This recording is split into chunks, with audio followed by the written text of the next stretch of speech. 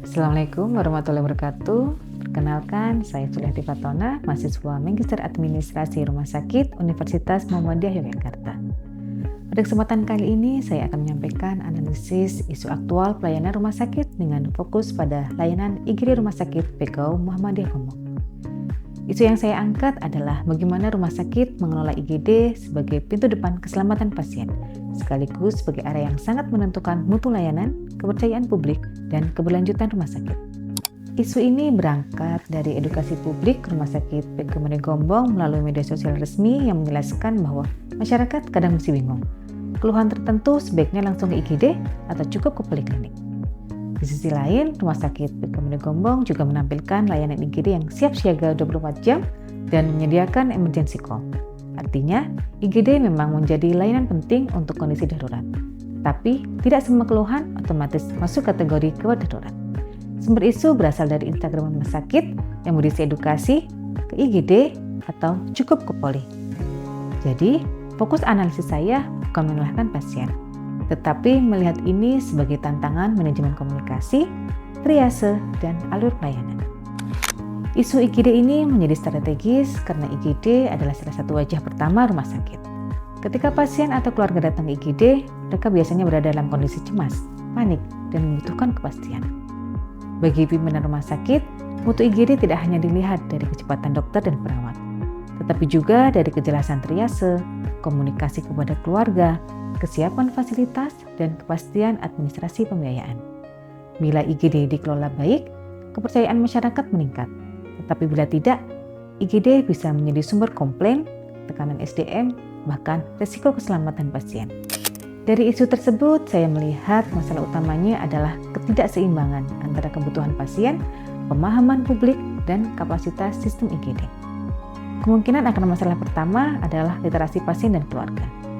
Sebagian pasien belum memahami perbedaan kondisi gawat darurat, kondisi mendesak, dan keluhan yang masih bisa ditangani di FKTP atau poliklinik. Akar masalah kedua adalah alur triase dan komunikasi klinis. Dalam IGD, pasien tidak dilayani berdasarkan urutan datang, tetapi berdasarkan tingkat kegawatan. Ini sering menimbulkan kesalahpahaman bila tidak dijelaskan dari awal. Akar masalah ketiga adalah patient flow. Bila ruang observasi, rawat inap, laboratorium, radiologi, atau administrasi klaim tidak terintegrasi, maka IGD menjadi penuh dan waktu respon bisa terganggu. Literatur patient flow menyebutkan bahwa hambatan alur pasien dapat menyebabkan overcrowding di emergency department. Sedangkan WHO melihat layanan gawat darurat sebagai sistem berantai dari pra-rumah sakit, transportasi, IGD, hingga perawatan awal. Bila isu ini tidak dikelola, dampaknya cukup besar. Pertama, pasien non-gawat darurat dapat menumpuk di IGD, sehingga pasien yang benar-benar gawat darurat harus berbagi ruang dan perhatian. Kedua, waktu tanggap IGD menurun. Yang ketiga, keluarga pasien bisa merasa tidak dijelaskan, lalu muncul ketidakpuasan atau komplain. Sedangkan dari sisi manajemen, dokumentasi kegawat daruratan juga penting karena berkaitan dengan pembiayaan BPJS. Jadi isu ini bukan sekedar isu pelayanan harian, tetapi menyangkut mutu, reputasi, keselamatan pasien, dan keberlanjutan finansial rumah sakit. Keputusan strategis pertama adalah membangun IGD yang inklusif dengan triase yang transparan. Maknanya, pasien gawat harus tetap diprioritaskan, tetapi pasien non-gawat tetap harus diarahkan dengan cara yang sopan, manusiawi, dan mudah dipahami. Secara operasional, rumah sakit dapat menerapkan rapid triase dengan kategori warna, misalnya merah untuk kondisi kritis, kuning untuk kondisi urgent, dan hijau untuk kondisi stabil. Selain itu, perlu ada petugas khusus yang menjelaskan posisi pasien, alasan menunggu, alur BPJS, dan perkiraan proses berikutnya. Inklusivitas juga penting. Jalur kursi roda, prioritas lansia, penyandang disabilitas, ibu hamil, signata yang jelas, serta edukasi melalui WhatsApp dan Instagram tentang kapan harus ke IGD. Keputusan strategis kedua adalah mengembangkan unit penilai tambah atau fast track dan observation unit. Fast track digunakan untuk pasien dengan keluhan ringan atau kategori hijau, misalnya luka ringan, demam stabil, atau keluhan yang tidak membutuhkan tindakan resusitasi. Dengan jalur ini, pasien non-kritis tetap dilayani cepat tanpa mengganggu pasien kritis. Sementara itu, observation unit digunakan untuk pasien yang membutuhkan observasi 6-24 jam sebelum diputuskan pulang, rawat inap, atau dirujuk ke unit lain. Nilai tambahnya adalah IGD menjadi lebih terpilah. Pasien kritis lebih aman, pasien stabil tidak menunggu terlalu lama, dan rumah sakit memiliki data lebih baik untuk mengukur length of stay IGD, boarding time, revisi 72 jam, serta kesesuaian klaim. Keputusan strategis yang ketiga adalah mengarahkan IGD menuju layanan berbasis data real time. Pimpinan rumah sakit tidak cukup menunggu laporan bulanan. Dalam layanan IGD, keputusan harus bisa dibuat per shift, bahkan per jam. Karena itu, perlu dikembangkan digital triase yang mencatat waktu datang, vital sign, kategori triase, status BPJS, dan status pemeriksaan penunjang.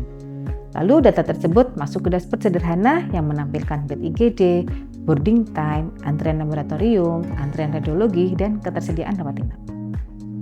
Selain teknologi, infrastruktur fisik juga perlu dikuat. Adanya ambulans bay, jalur kursi roda, ruang isolasi, wayfinding, serta zona tunggu keluarga yang aman dan inovatif. Tujuannya adalah IGD tidak hanya cepat, tapi juga terkendali dan dapat diaudit. Agar keputusan ini realistis, saya menyusun roadmap 90 hari. Pada 30 hari pertama, rumah sakit dapat melakukan quick wins, yaitu membuat standar skrip edukasi IGD dan BPJS, memperbaiki signature triase, serta melakukan audit awal terhadap waktu tanggap, length of stay, dan komplain. Pada hari ke-31 sampai 60, fokusnya adalah standarisasi SOP rapid triase, formulation, fast track, observation unit, dan pelatihan komunikasi kritis. Pada hari ke-61 sampai 90, rumah sakit mulai menjalankan dashboard shift level dan rapat mutu mingguan IGD.